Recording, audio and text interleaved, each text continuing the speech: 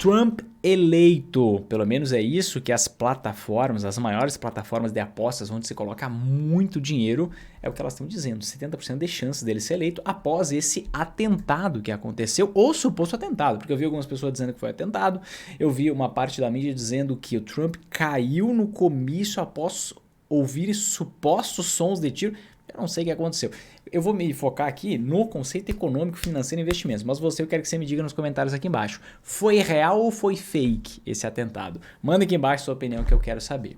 Mas esse vídeo, falando sério, eu quero mostrar para você quais são aqueles investimentos que mais devem se beneficiar de uma vitória do Trump e quais são aqueles investimentos que mais devem se depreciar ou ficar para trás caso o Trump vença essa empreitada. Mas o fato é que do fim de semana para cá, você provavelmente ouviu falar nisso e a gente vê aqui que a plataforma indica que Trump tem 70% de chances de ser eleito. Percentual era de 60% antes do pré-candidato ser alvo de ataque a tiro ou supostos ataques a tiro ou supostos sons, quedas e sei lá. Né? E a gente vê aqui que esses dados são da Polymarket, uma plataforma de previsão de mercado que permite os usuários fazerem apostas em eventos mundiais. Aí você me diz assim, Vinícius, por que você não busca as pesquisas do Ibope? Por que você não busca as pesquisas do Ibope? Por que você não busca as pesquisas das empresas que fazem pesquisa? Gente, porque o que mais importa é onde as pessoas colocam dinheiro. Geralmente, as pesquisas que mais acertam, é a mesma coisa que você olhar assim, qual é a expectativa do Banco Central? Não importa muito. Qual é a expectativa dos analistas? Não importa muito. Quem está colocando dinheiro? Qual é a expectativa de quem está colocando dinheiro na sua aposta, naquilo que acredita? Isso é o que mais importa e geralmente é isso que mais dá certo. Quando eu falei Ibope, quis dizer Datafolha. Então, a gente vê que tem muito mais gente apostando numa vitória do Trump do que numa vitória do Biden ou outro candidato democrata que eu não sei como é que isso vai se desenrolar até lá, tá? Mas nessa hipótese, né, de uma vitória do Trump, o que acontece? Eu quero que você se prepare para isso, porque você não pode ser pego desprevenido. A gente vai olhar o que acontece, o que aconteceu na outra vez que ele governou, então a gente consegue tirar algumas conclusões e você preparar seus investimentos para isso, tá? Primeiro ponto, o que o Trump deve fazer em virtude dos seus discursos, pelo que ele vem falando, né? E pelo que ele já fez lá no passado.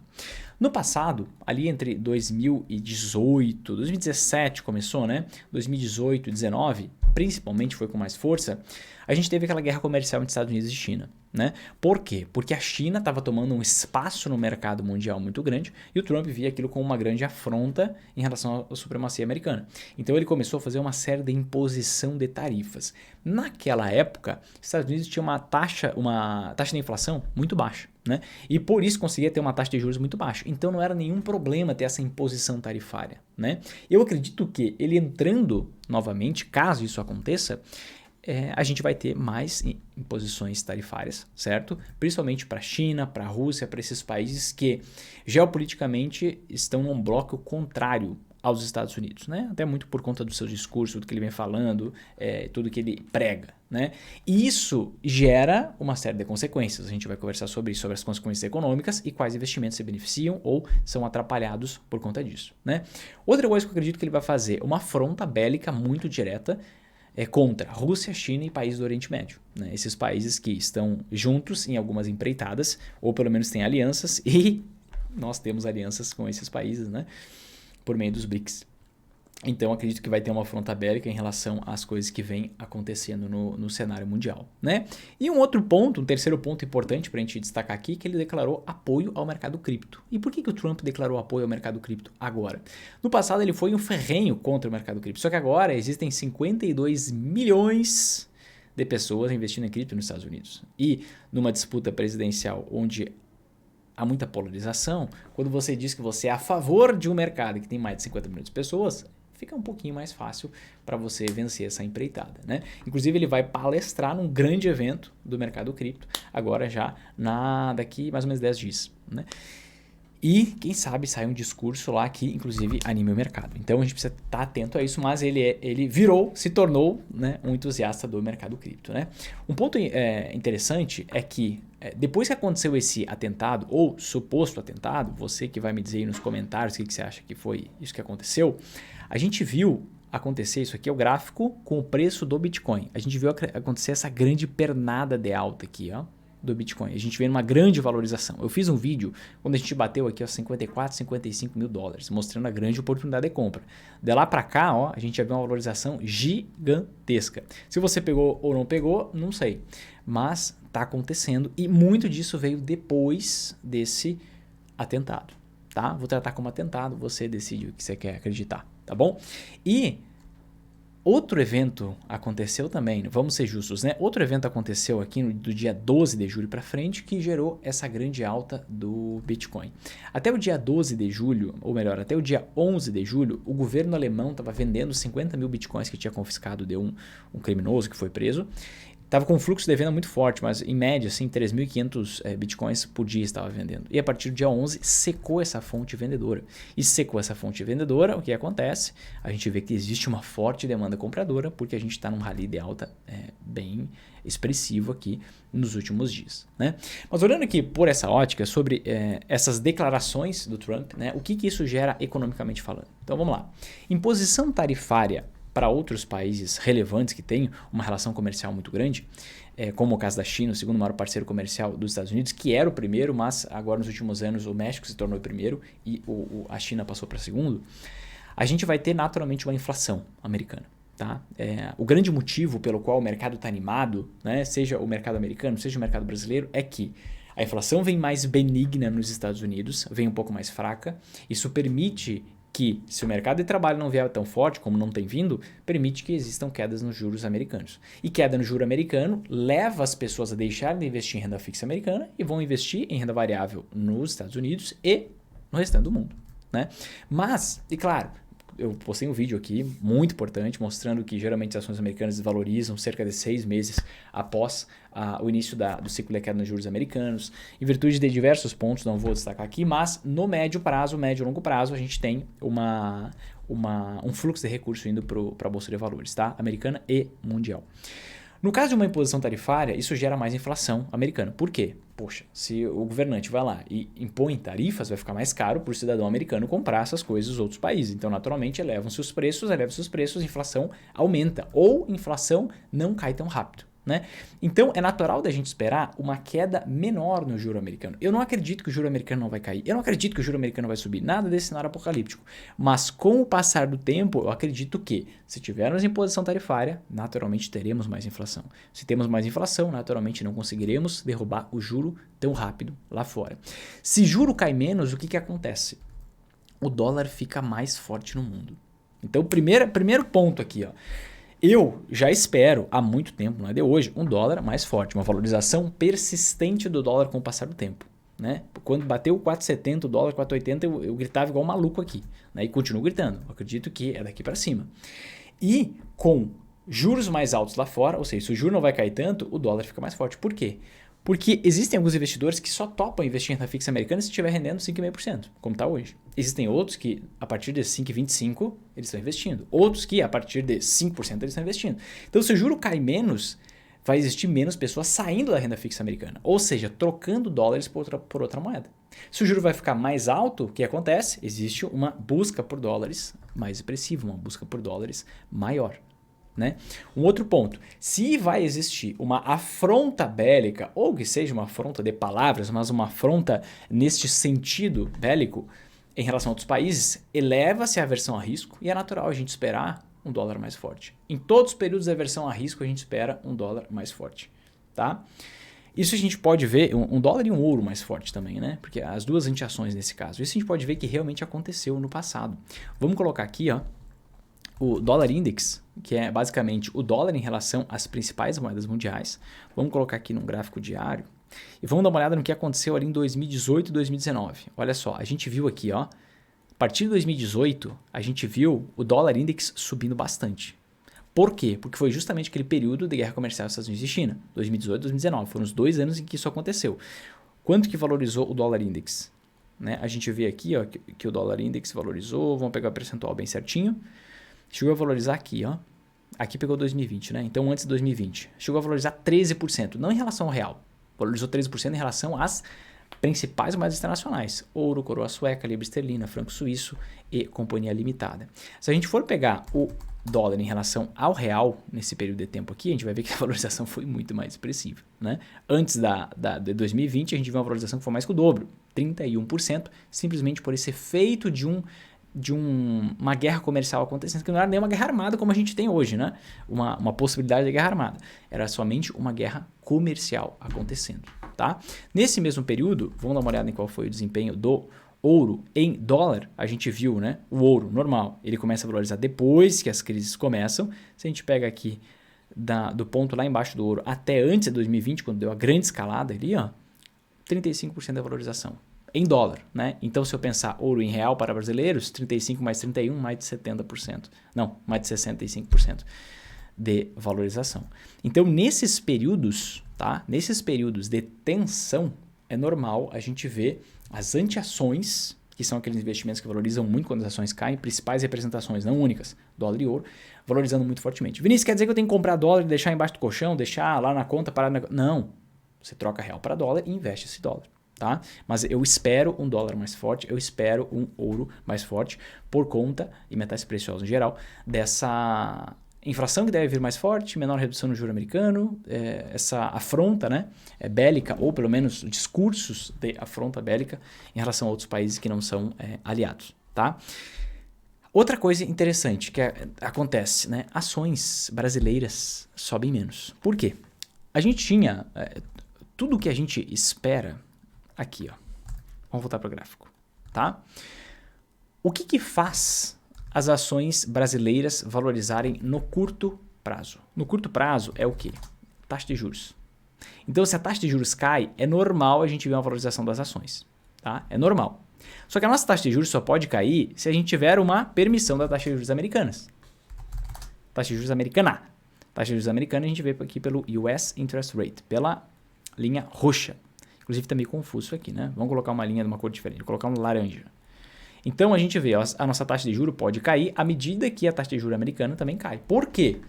Se a gente derrubar muito o juro aqui em relação à queda no juro americano, não vai ter ninguém querendo investir em renda fixa no Brasil, e quem já investe vai tirar seus dólares daqui, porque não vale mais a pena. Você está numa moeda exótica, que é o real, que tem o quê? 30 anos, sendo que você poderia estar em dólar recebendo 5 meses, que recebeu em real 10,5%? Claro que não. 5% que valoriza o dólar em relação ao real em 2, 3 dias.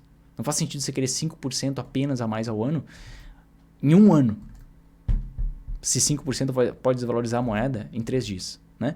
Inclusive, se a gente olha aqui, ó, BR Interest Rate, então a taxa Selic menos a taxa de juros americana, a gente está num patamar preocupante. A gente está num patamar, ó, que é um dos menores da história. Só estivemos num patamar menor entre 2018, 2019 e 2020. Porque aqui a nossa economia estava indo muito bem. Né? A gente estava aumentando o superávit, estava diminuindo a dívida, a gente estava com uma série de dados econômicos positivos, e 2020 foi um cenário normal, porque foi a semana do álcool gel. Né? Agora a gente já veio para baixo desse que é o nosso piso do diferencial de juros. Então, presta bem atenção, se o juro americano não vai cair tanto, o juro brasileiro não consegue cair tanto. E se não consegue cair tanto, as ações não conseguem valorizar tanto. Você entende? Ah, Vinícius, mas e se o nosso Banco Central reduzir o juro na marretada? O dólar vai sair daqui, vai gerar inflação, as ações não conseguem valorizar igual. Então, se a nossa Selic, nossa taxa de juros, não consegue cair tanto de forma técnica, o que acontece é normal a gente não esperar valorizações tão grandes. Tão grandes, tá? Então, em um grande resumo, assim, o que eu espero? Um dólar mais forte e um ouro mais forte. Anti-ações brilhando mais do que as próprias ações. Né? Isso não quer dizer que as ações não vão valorizar. Acredito que vamos continuar reduzindo a taxa de juros no Brasil, tá? Mais um pouco. Reduzindo mais um pouco por conta da queda no juro americano, as ações valorizam, mas não valorizam tanto. Não valorizam tanto. E eu prefiro estar mais exposto não mais exposto às anti-ações, mas estar bem exposto às anti-ações, porque num cenário como esse, que eu acredito também que estou junto com as casas de aposta aí, no sentido do dado, né? Eu acredito que é mais provável que o Trump vença essa empreitada do que o seu opositor, independente se é o Biden ou outro, tá? E olha um ponto interessante, né?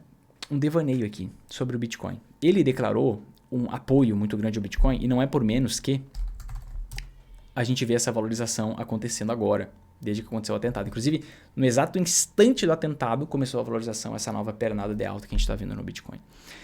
E o Bitcoin pode salvar a economia americana. Olha só, isso é um devaneio, tá? Se você não gosta do universo cripto, tudo bem, respeito. Mas é um devaneio econômico. Porque pensa bem, olha só. E se o Trump consegue resolver parte do problema da dívida pública americana com a valorização do Bitcoin e com o apoio ao mercado? Porque é inegável que esse mercado é crescente, que a demanda é crescente. A gente está vendo, inclusive, que esses próprios 50 mil Bitcoins que foram vendidos pelo governo alemão, mais de 60% deles foram comprados pelos ETFs americanos em Bitcoin. Mais de 60% deles foram comprados pelos ETFs. Né? Então, existe uma grande demanda, inclusive institucional. Cada vez mais empresas compram Bitcoin. Então, esse mercado está muito aquecido, esse mercado tem muita demanda. Tá? E se esse mercado tem muita demanda e o governo americano favorece as empresas do setor, atrai mineradores para solo americano, atrai toda a parte da infraestrutura, todas as empresas desse setor para os Estados Unidos, você tem uma fonte de arrecadação tributária muito forte. Por mais que você dê subsídio, por mais que você dê incentivo, você acaba aumentando a sua arrecadação. Isso é por uma ótica. Um ponto, aumento da arrecadação de impostos. Tá? Segunda ótica, segundo ponto. Tá? Você atrai mentes brilhantes. Porque é inegável que quem pertence a esse mercado e está na parte da infraestrutura desse mercado é gente de mente brilhante, porque cada vez esse mercado se reinventa mais. Então você cria um polo, né, de atração de mentes, de pessoas que vão criar novas empresas e isso aumenta a arrecadação com o passar do tempo. E se o Bitcoin aumenta de preço, as empresas lucram mais, arrecada mais tributo, arrecada mais imposto. Então é um processo que se retroalimenta no aumento da arrecadação. Tá? Outro ponto importante. Será que se o governo americano se o Trump está declarando apoio ao Bitcoin, será que ele não vai dar uma cartada de colocar um tequinho, não precisa nem ser muito, de Bitcoin como reserva internacional? Poxa, mas isso ele não pode fazer. Gente, um discurso em relação a isso, depois um convencimento, depois as próprias valorizações do mercado levam as coisas a acontecer naturalmente. Será que, se isso realmente for feito, um grande lucro vindo, que eu espero um grande lucro vindo nesse ciclo do Bitcoin, um grande lucro vindo, será que não pode pagar uma parte da conta da dívida pública americana? Um somatório de fatores poderia inclusive ajudar financeiramente os Estados Unidos. Né? E aí a gente tem um fator muito favorável, ainda mais favorável ao dólar, porque se você tem uma parte da dívida pública americana sendo resolvida, mesmo que seja uma parte, a dívida para de subir porque você teve um lucro ali numa posição e tal, isso é mais força para o próprio dólar, é mais força para os Estados Unidos. Então eu vejo como uma vantagem para a economia americana. Tá? Mas em resumo, eu espero um dólar mais forte, eu espero um petróleo mais forte, por conta de, acredito que vai ter mais, pelo menos falatório, não sei se guerra, mas pelo menos falatório, e afronta bélica, afronta política, ideológica em discurso, no mínimo uma nova Guerra Fria. Espero um ouro mais forte, espero um juro que deva cair menos com o passar dos trimestres, não é do dia para a noite, né? Um juro que deva cair menos, e com isso um mercado acionário que não vai valorizar tanto quanto iria, por exemplo, se ele não vencesse. Mas, como existe esse apoio ao mercado cripto, eu acredito que isso é uma virada de chave para dar uma arrumada na casa, principalmente na ótica da dívida pública americana.